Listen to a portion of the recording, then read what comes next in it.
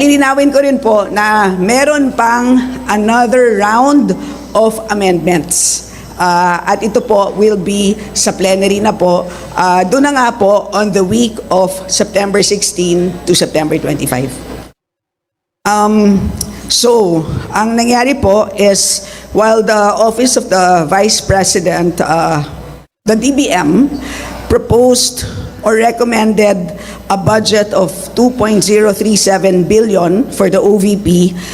Kami naman po, ang Committee on Appropriations yesterday recommended, to be exact, 733,198 million pesos, which means merong cut of 1.293159 billion pesos. At ang reduction na yan ay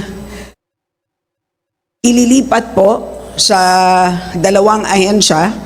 And as I had mentioned earlier, for two programs, the DSWD AX program, which is the assistance for individuals in crisis situations, and the DOH MAIFIP, or the medical assistance for indigent and financially incapacitated patients. In other words, dalawa pong very important social protection programs ng ating gobyerno.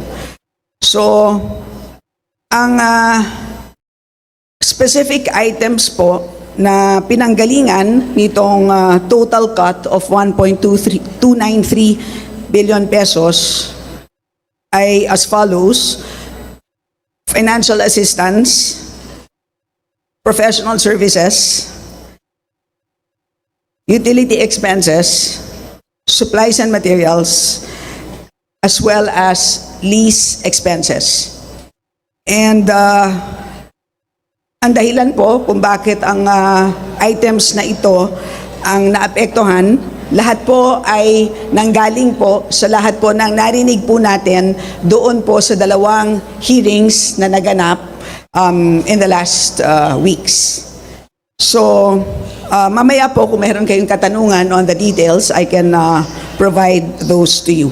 So, siguro just one last note before I take in questions.